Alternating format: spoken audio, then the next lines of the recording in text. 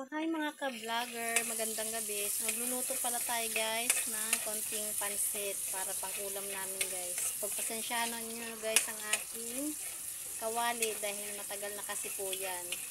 Sa aking lola pa itong kawali na ito guys, kaya ganito siya. Pero malinis naman yan guys.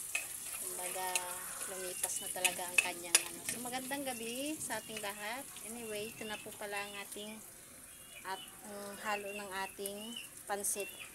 Konting karne and then gulay.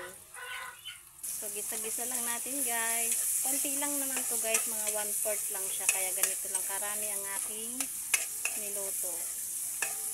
So nag-request lang ang mga bata na yun ang ulamin nila. Gisa-gisa lang. So ayan guys, ito siya, 1/4 lang siya guys na bihon and then canton. So ayan, chicharon 2 peraso. So yan ang ating lahok ng ating pansit.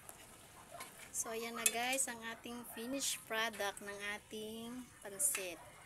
So konting kulo na lang yan guys at luto na. Ilagay ko na lahat yan guys ang ingredients niya.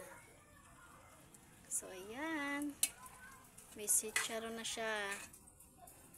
So pahihibasin lang natin guys yung sabaw. O diba? Ayan. Okay po, thank you for watching.